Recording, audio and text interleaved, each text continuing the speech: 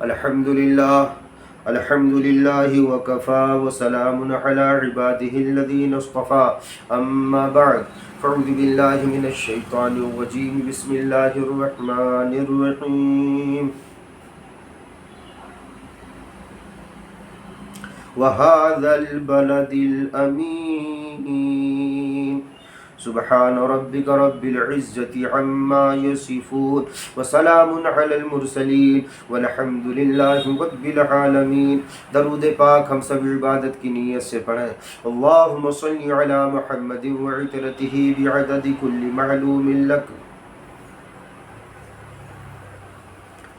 مدینہ مدینہ مدینہ مدینہ، بڑا لطف دیتا ہے نام مدینہ۔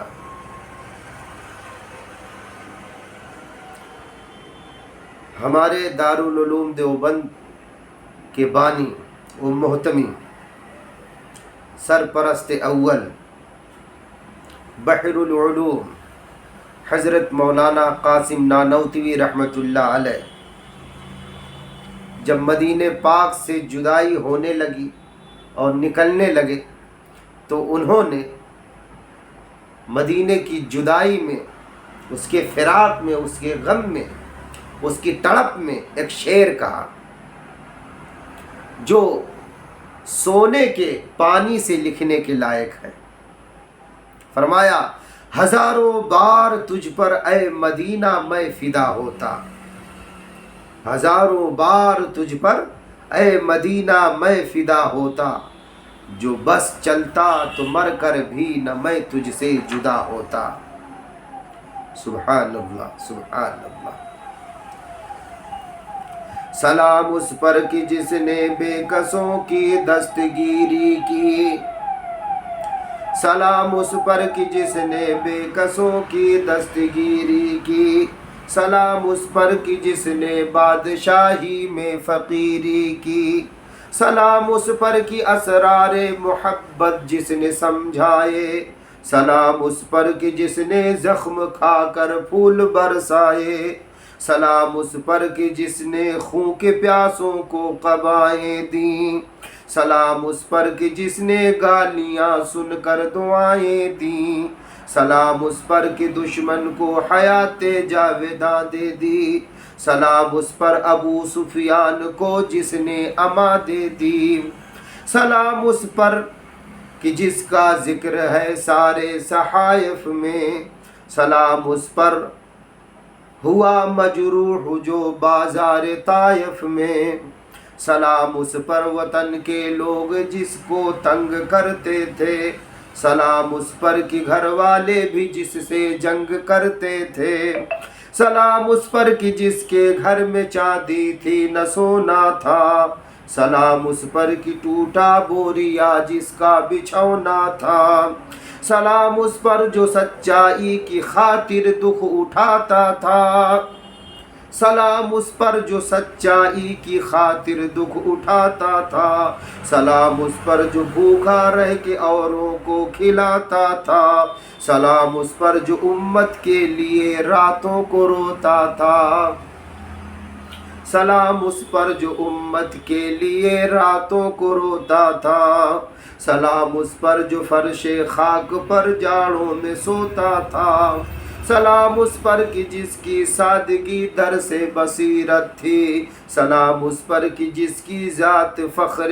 آدمیت تھی، سلام اس پر کہ جس نے جھولیاں بھر دی فقیروں کی، سلام اس پر کی مشقیں کھول دی جس نے اسیروں کی، سلام اس پر کہ جس نے فضل کے موتی بکھیرے ہیں، سلام اس پر بروں کو جس نے فرمایا یہ میرے ہیں، جو عاصی کو کملی میں اپنی چھپا لے، دشمن کو بھی زخم کھا کر دعا دے، اسے اور کیا نام دے گا زمانہ، وہ رحمت نہیں ہے تو پھر اور کیا ہے، وما ارسلناک الا رحمتا للعالمین۔ تبھی میرے اللہ کہہ رہے ہیں وَهَذَا الْبَلَدِ الْأَمِينِ وَالتِّينِ وَالزَّيْتُونِ وَطُورِ سِينِينَ، قسم ہے انجیر کی، قسم ہے زیتون کی، قسم ہے طور سینین کی، اور قسم ہے بلد امین کی، جس شہر میں میرے محبوب رہتے ہیں، آمینہ کا لال رہتا ہے، عبداللہ کا راج دلارا رہتا ہے، عبد المطلب کا پوتا رہتا ہے،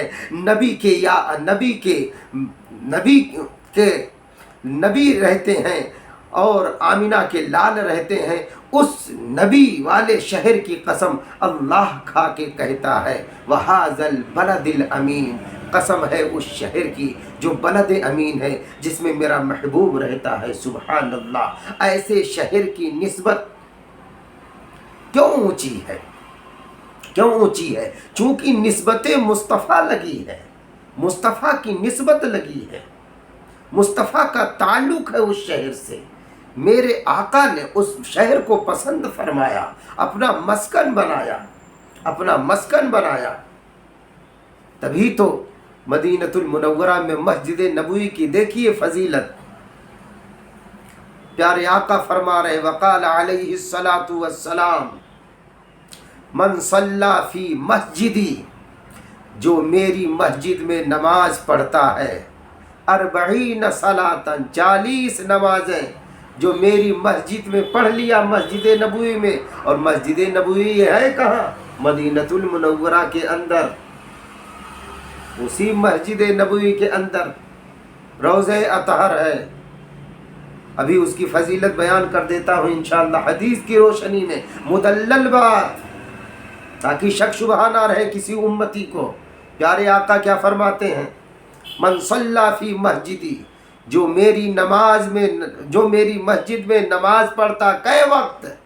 40 صلاتن، 40 نمازیں جو پڑھ لیتا ہے، لا تفوتہ صلاۃ کتب لہ، اور ان 40 نمازوں کے بیچ میں لا تفوت، ایک بھی نماز فوت نہ ہوئی، 40 نمازیں متواتر جس نے پڑھ لی مسجد نبوی میں، کتب لہ، اس کے لیے لکھ دیا جاتا ہے، کتب کر دیا جاتا ہے، کیا؟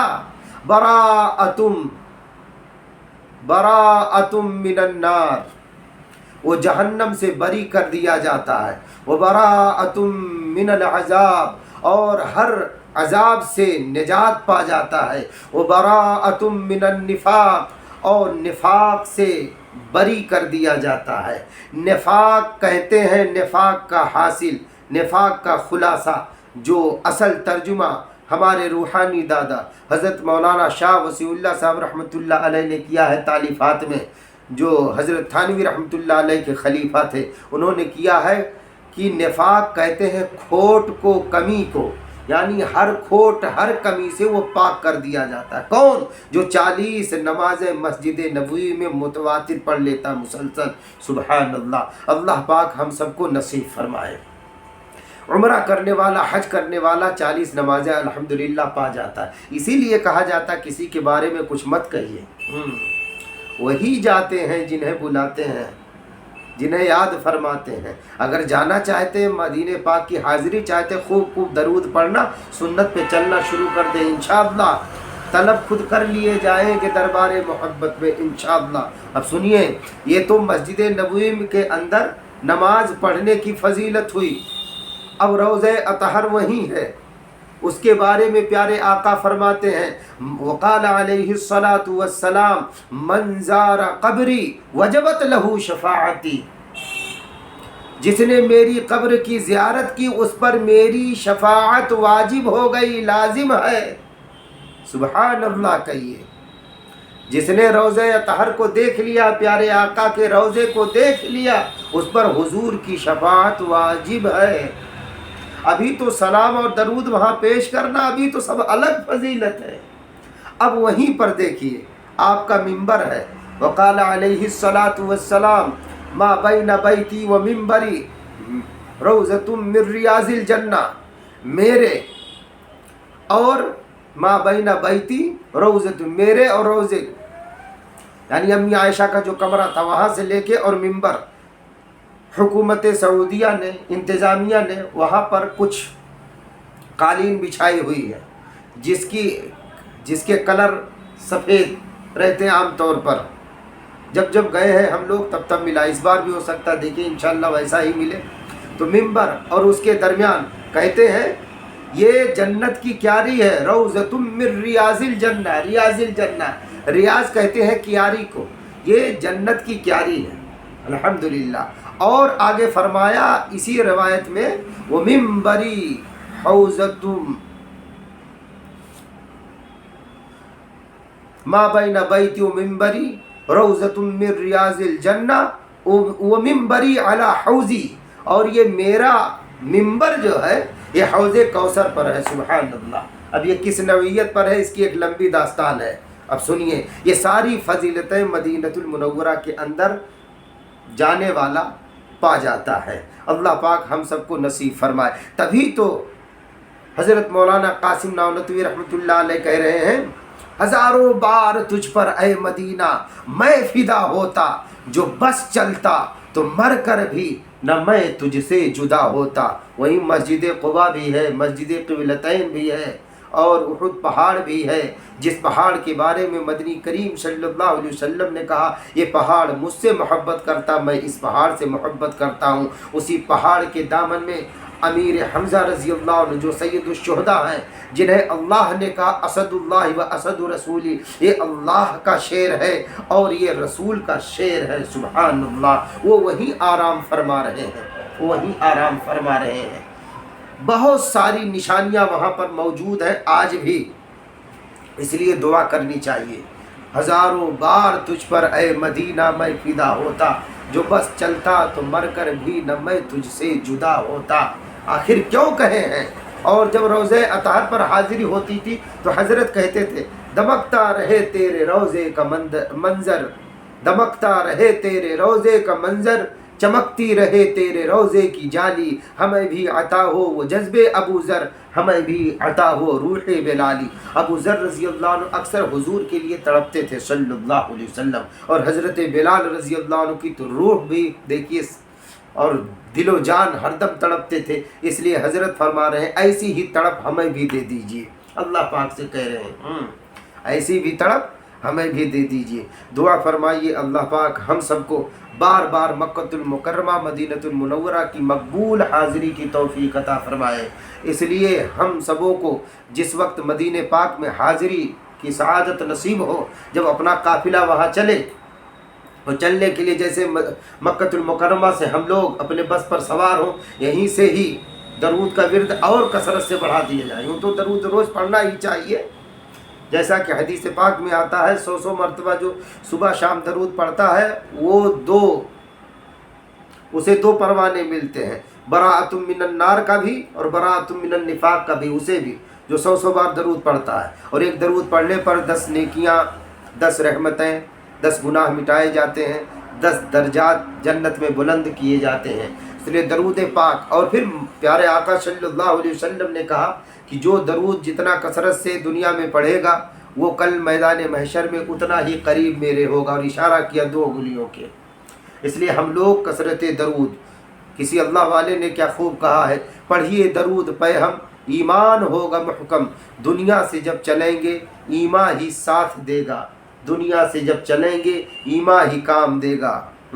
اس لیے ایک اللہ والے کہتے ہیں ادھر ڈھونڈتی ہے ادھر ڈھونڈتی ہے، ادھر ڈھونڈتی ہے ادھر ڈھونڈتی ہے، مدینے کو میری نظر ڈھونڈتی ہے، جہاں گم ہے روح الامی کے ترانے، میری روح وہ رہ گزر ڈھونڈتی ہے، صداقت کو صدیق کی ہے تمنا، عدالت مزاج عمر ڈھونڈتی ہے، حیا ہے ادھر روئے عثماں پہ صدقے علی کو شجاعت ادھر ڈھونڈتی ہے، یہ جی چاہتا ہے وہیں اڑ کے پہنچوں، تمنا میری بال پر ڈھونڈتی ہے، بلائیں گے اقبال ایک دن وہ در پر، جنہیں مدتوں سے نظر ڈھونڈتی ہے۔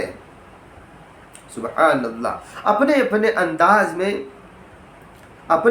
انداز میں ہر عاشق ترانہ گاتا ہے، چونکہ مدینہ کی دلکش بہار، اللہ اللہ، مدینہ کی گلیاں معطر ہیں، اور کیوں نہ ہوں، ارے بھائی 10 سال تک ہمارے آپ کے نبی صلی اللہ علیہ وسلم مدینۃ المنورہ کے اندر رہے ہیں، دنیاوی حیات میں 10 سال، دنیاوی اعتبار سے 10 سال رہے ہیں، اور ہمیشہ کے لیے مسکن پھر بنا لیے۔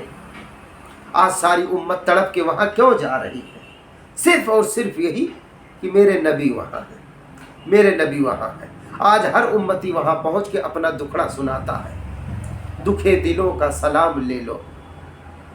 ہر آدمی جانجیوں سے لگ کے اس کی چھاؤں میں پہنچ کے اپنا درد دل رکھنا چاہتا ہے، اپنی تڑپ رکھتا ہے اور اپنا دکھڑا سناتا ہے۔ مدینہ کی دلکش بہار اللہ اللہ، دل و جان سب کچھ نثار اللہ اللہ۔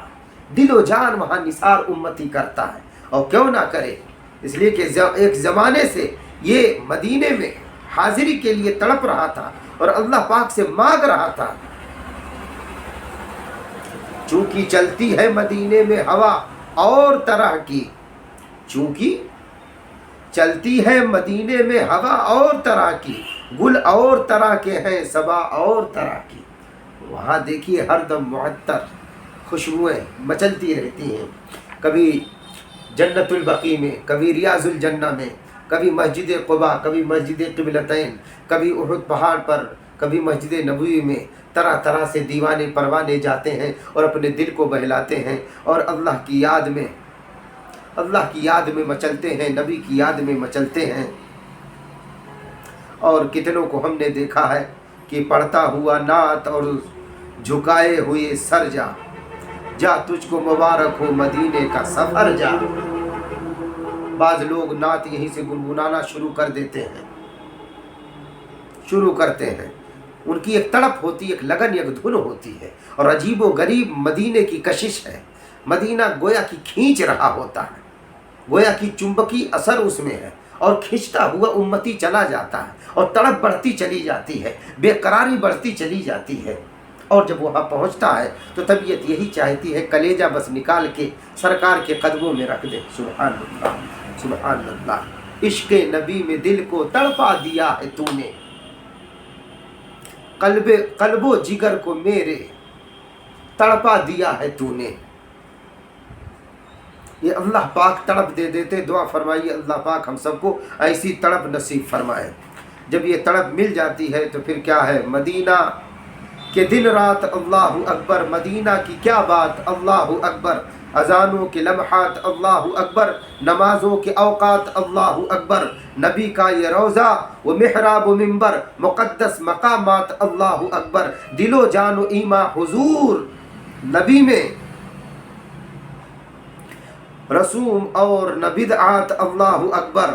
یہاں آ کے سب امتی مل گئے ہیں، یہاں کی ملاقات اللہ اکبر، یہیں سے چلے تھے یہیں سے چلیں گے، سفر کی شروعات اللہ اکبر، مدینے کی راہ محبت کے راہی، ہزاروں سوالات اللہ اکبر، خدا کے حرم سے نبی کے حرم تک عبادات و طاعات اللہ اکبر، نہ اسود نہ احمر یہاں سب برابر، نہ فخر و مباحات اللہ اکبر۔ یہ امت کی آہیں، یہ امت کے آنسو، یہ امت کی آہیں، یہ امت کے آنسو، یہ روزے مقافات اللہ اکبر، تخیل میں ہر نخل ایک نخل جنت، مدینے کے باغات اللہ اکبر۔ میں لایا ہوں غازی حضور نبی میں، میں لایا ہوں غازی حضور نبی میں، یہی چند ابیات اللہ اکبر۔ درود پاک کا تحفہ، سلاموں کی ڈالی امتی پیش کر کے اپنے دل کو بہلاتا ہے۔ کبھی کبھی کسی کو بغیر حروف کے الفاظ لکھے ہوئے سینے پر چھاپ دیے جاتے ہیں، یہ غور فرمائیں گے، بغیر لکھے ہوئے، بغیر الفاظ لکھے ہوئے حروف سینوں میں چسپاں کر دیے جاتے ہیں اللہ کی طرف سے الہامی صورت میں۔